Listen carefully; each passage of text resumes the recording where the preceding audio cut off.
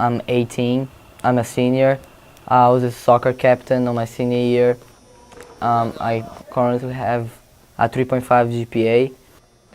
The schools that are recruiting me are Merrimack, UMass Lowell, UMass Amherst. Great grades, a star athlete. But this Somerville High senior, and many others like him, doesn't have the same options as his classmates. He's undocumented. I was 13 when I came here. I adapted fast to the culture. I would do my homeworks every night. I was junior, senior, and then I realized that the situation about going to college is not just having good grades or being good at some sport. Mitchell Freitas had a similar experience.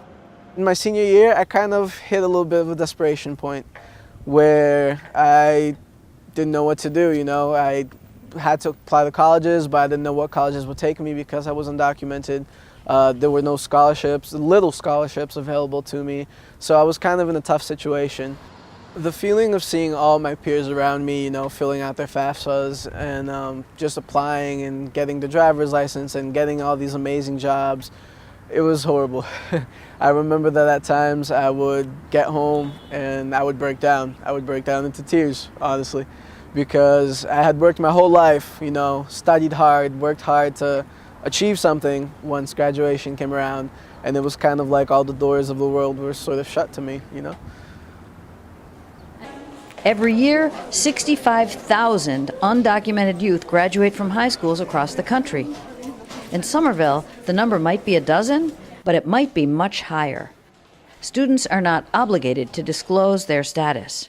Undocumented students are not eligible for most grants or financial aid, or even in-state tuition. School counselor Ann Hertzberg tries to help those she can. One of the hardest things I see every year is students who have done everything right in high school. They've taken the right classes, they've tried, they've excelled, they've reached out in the community, gotten involved, been captains of sports teams, started new activities, kind of everything that you would hope a student would do in U.S. high school sort of 4-year experience. And because of their status here, they're unable to find a place that will accept them and will give them the financial support that they need to be able to attend a 4-year college especially. Part of my job as a guidance counselor is helping all of my students apply for college. So when I start talking to my students, especially in the junior year, the beginning of senior year, I have to let them know that the college application process, and especially the financial aid process, is very different depending on their status in the U.S. I think we need to ask them to resend it to you. As an immigrant myself and as a counselor, it's hard for me to not believe in the American dream, that students can be here and be successful and work hard and achieve. And every time I see them doing everything that they need to be doing and not able to get that last step of getting a diploma, getting the recognition, the success, the scholarships, whatever that they deserve, it really, really breaks my heart. I go to bed every night, think about it. Sometimes my mom sees me crying and then she's asked why, and I just don't like talking about it because I don't want to hurt my parents that they have been working so hard for me to attend college. Students brought to the United States before 2007 can apply for DACA, which means Deferred Action for Childhood Arrivals.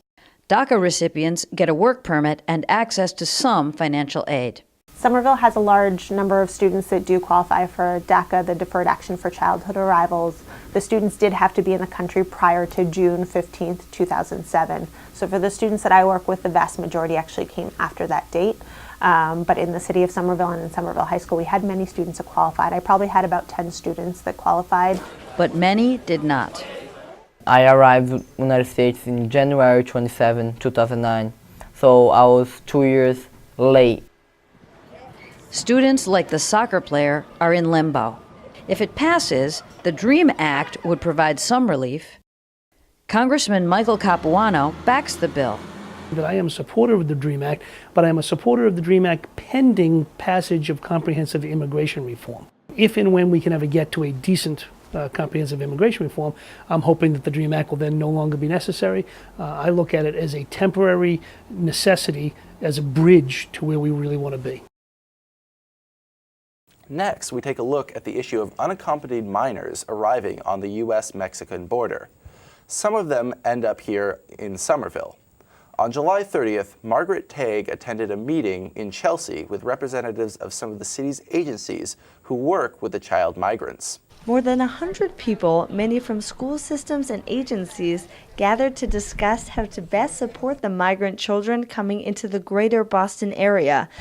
Children who cross the border alone are known as unaccompanied minors. So far, in fiscal year 2014, more than 57,000 children arrived in the U.S., double the number in fiscal year 2013.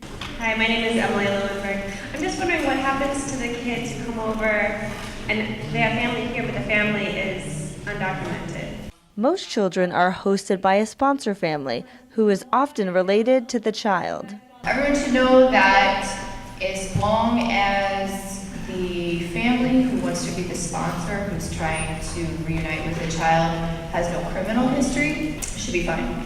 So if they're undocumented, the majority of my kids' sponsors' parents are undocumented, that's fine, no big deal. Somerville is home to at least 70 unaccompanied minors. In recent months, about 3 to 5 children have been arriving each week, according to local health care providers. Representatives of several Somerville agencies were present. This has been happening for many years. However, the amount of kids now has sparked an interest in a lot of communities. Were caught by surprise. So we'll have strategic ways of welcoming these children, making sure they are registered in school, make sure they are vaccinated, that they get their medical health insurance, and they get the services that they deserve. One of the biggest issues at this moment is finding legal representation for all these children, because when they need to show up in court, they all have a court date if they were caught, and they'll go to court. However, in future court meetings, they will need legal representation. Unfortunately, there are a lot of people out there who are charging a lot of money, and it's not the case for these families. They really cannot afford. Somerville is affected because we're really a community. We're a diverse community, and we do have adults that are undocumented living in our city. We have a lot of people in general, so it affects us because it's the heart of who we are. It's the heart of what Somerville has been for at least the last 20 years. At the end of the day, I think we're all family. Me being a Christian person, I will say, we always talk about being, helping the least of these. We're supposed to stand up for injustices. And so I think, as Christians, we need to think about that as well. What is our role in this? Officials estimate that another 30,000 children could arrive at the Mexican border by the end of this fiscal year. How many will come to Somerville, and will the Somerville public school system, health clinics, and agencies be able to support them?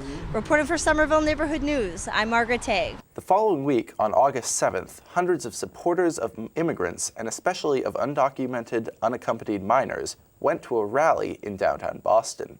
Our reporters met up with a contingent from Somerville. This is a pro-migrant rally, specifically to sort of give light and shed light on the child migrant crisis that is currently occurring and has been occurring for decades at a time.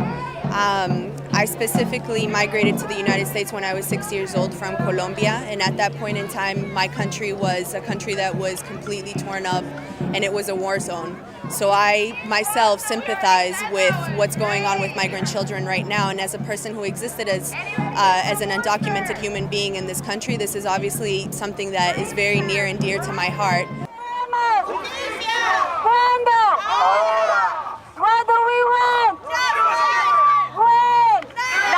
As an immigrant myself, that has had the fortune of having an incredible educational opportunities, and I am a legal immigrant in this country with all what that entails. I want other people to have the same opportunities and to really leave America as a dream it is instead of a nightmare. And then we're all going to be there to chant, to tell the world why we're here today and why we need the government to pass administrative relief and stop deportation for once and for all.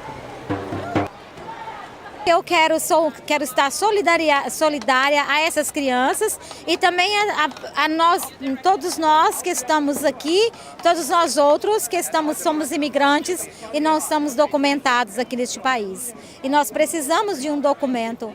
Necessitamos um documento para trabalhar, para nós outros estudarmos, nossas crianças estudarem. Algumas das pessoas apoiam, mas eu creio que muitas das pessoas não apoiam essas crianças que vêm para cá. E nós outros temos que apoiar porque o país deles estão muito inseguros no país deles. Então eles precisam muito apoio nossos acá.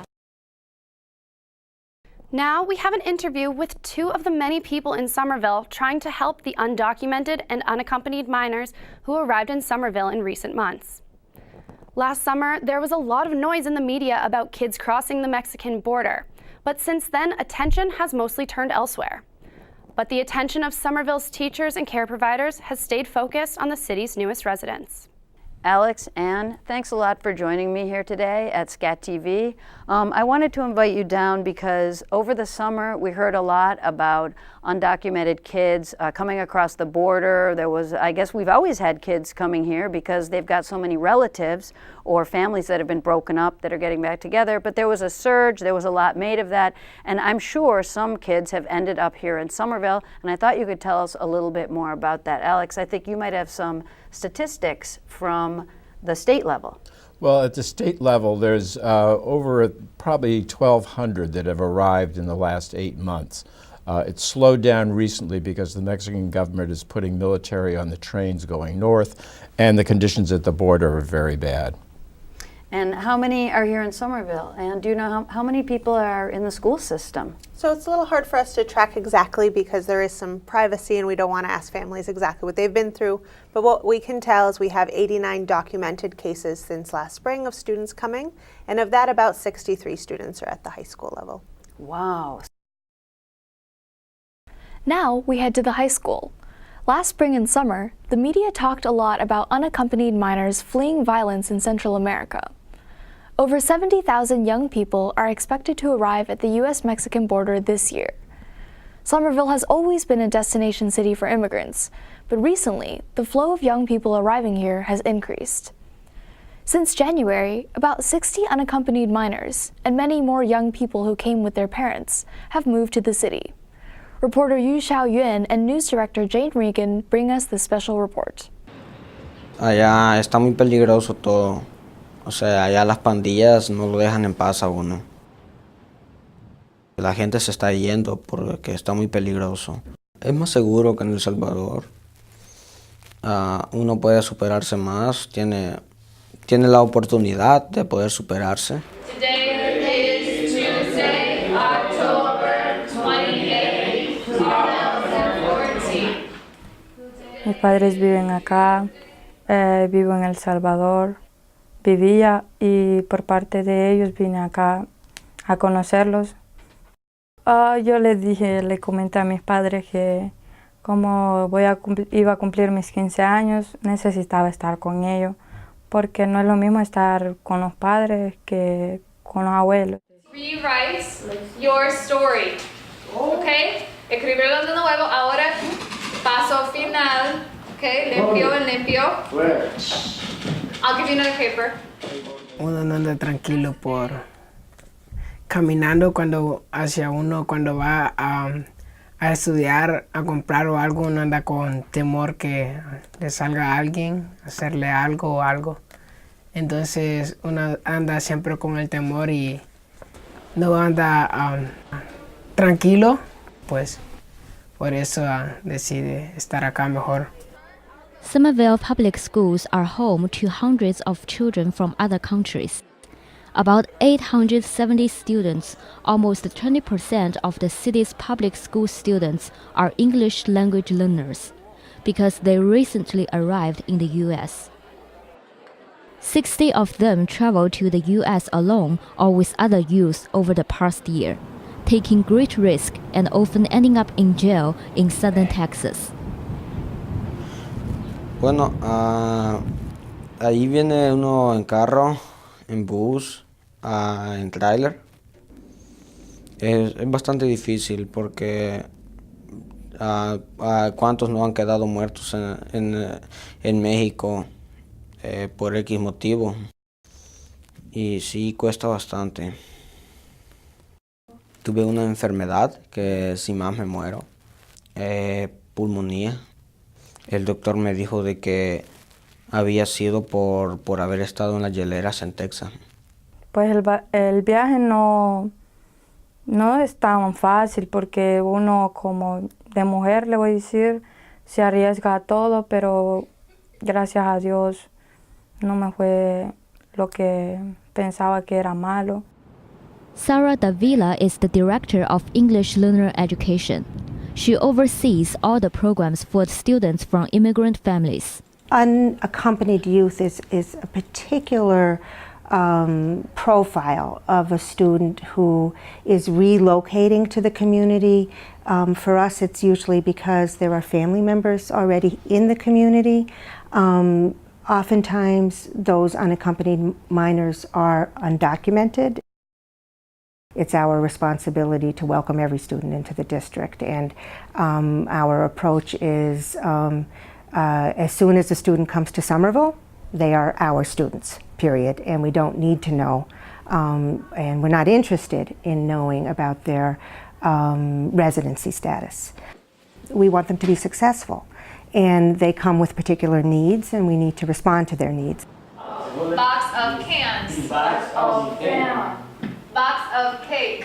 Box of cake. Box of coffee. Box of juice. Box of juice. Students take most of their courses in English right away, but they also take ESL or English as a second language. Alicia Sandeger is one of their teachers. Oh, they have so many challenges. I mean, beyond just, let's say me moving to a different place and dealing with my, learning a new culture. Some of them are having to leave behind moms and dads and knowing they won't see them for many, many years. They're having to work so many hours a week, 40 hours, sometimes more than that a week. Beyond the challenges of sometimes they're coming with educations, like a fourth grade education. So they're being asked to do pre-biology, or they're being asked to do, algebra and geometry, and really put in situations where it is super hard. I mean, that's hard enough when you're not working 40 hours a week. But so those are a lot of the things many of our students are going through. Soda. Frijoles. Okay. Beans. In English? Beans. Onion. Onion. Beans. No. Beans. Beans, good. You're dealing with more than just them learning a language. You have to think about their whole self, their social and emotional component. How are they adapting, the kind of stages that people go through when they go to a new country and they're learning a new language and a new culture. So you're dealing with the whole student, not just what you're teaching them. So now you're going to find cómo viene cada uno. So, rice. Los nuevos estudiantes cuando venimos acá los sentimos bien raros porque no sabemos nada de inglés y nosotros mismos los preguntamos y cómo vamos a entender si no sabemos en inglés. Entonces, pero hay muchas personas bondadosas aquí en la high school, como los profesores y algunos compañeros de nosotros que hablan español y ellos los ayudan mucho a nosotros.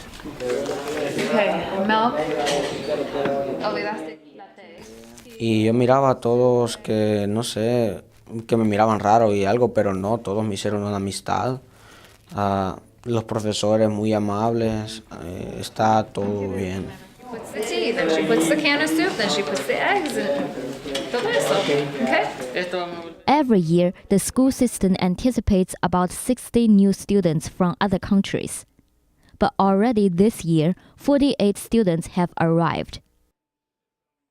What we've done this year, knowing that we have the increase in beginner students, meaning that they're high school age, they maybe 15 years old or 14 years old, but they've completed maybe third grade of education in their home country.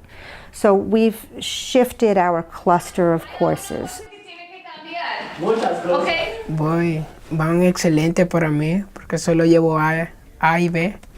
Entonces es de ponerle muchas ganas uno si quiere lograr lo que quiere. Y pues con la ayuda de los profesores buenas personas le ayudan a uno sale adelante. Pues para mí la cosa más bonita es estar con mis padres, con mis hermanos y que me están apoyando en el estudio de aquí de Somerville High School. Mi sueño es poderme graduar de high school, conseguir un buen trabajo donde lo cual yo pueda llevar una mejor vida tanto yo como mis papás y mis hermanos. As the city's newest students start adapting to their new lives, they wanted to share some thoughts. De que comprendan a la comunidad latina y miren cómo están las cosas en nuestros países, ya lo que es Centroamérica.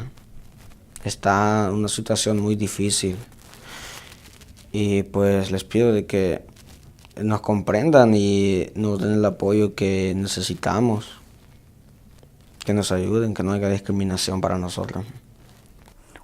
Hay veces, tal vez piensan ellos que uno viene como a estorbar a este mundo, pero hay muchas personas que venimos a luchar por algo, por tener un buen futuro y por demostrarles que podemos, a pesar que somos unos niños, podemos aprovechar el tiempo que estamos aquí. Jar of mayonnaise. ¿Qué más viene en un New jar? students are arriving almost every week. The school system is looking for bilingual volunteers to help with the homework and the mentoring. For Somerville Neighborhood News, I'm Yu Xiaoyuan. We withheld the names of the students in order to protect them and their families. If you want to lend a hand as a volunteer, contact the volunteer coordinator Jen Capuano at jcapuano@k12.somerville.ma.us. You can also help by donating winter clothing for teens. Call the Parent Information Center 617-629-5670. On November 11th, I attended a talk about the roots of the immigration crisis. Two experts discussed the history of immigration to this country and looked at where immigration reform stands today. Afterwards, I sat down with one of them, Professor Aviva Chomsky. So before we get into the causes of this purported immigration crisis, I want to just talk about the word crisis. Is that the best word to use? We heard the word crisis thrown around a lot last summer when we had large numbers of young people from Central America crossing the border. And I think that it's often used in the mainstream media is that somehow it's a crisis for the United States.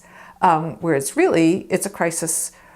There has to be some kind of a crisis going on that's going to make children leave their homes, flee their homes, and take an extraordinarily dangerous journey to the border and across the border. So I think if we want to locate the crisis, we have to look into Central America for the crisis that's happening there. Another aspect of the crisis, though, is caused explicitly by our immigration law. That is, our laws have created a situation where hundreds of thousands of children are legally separated from their parents and cannot legally reunite with their parents. So that's a crisis too. But I feel like when the term crisis has been used, it's been more to refer to, oh, there's a crisis happening to the United States. All these children are coming. That's a terrible crisis, rather than thinking about who's actually suffering from the crisis. We hear that people come to the U.S. for a free ride. What would you say to that? The majority of the children who are crossing the border are not coming to get a free ride in the United States. They're coming because their parents are here. And their parents have been here often for many years or even many decades.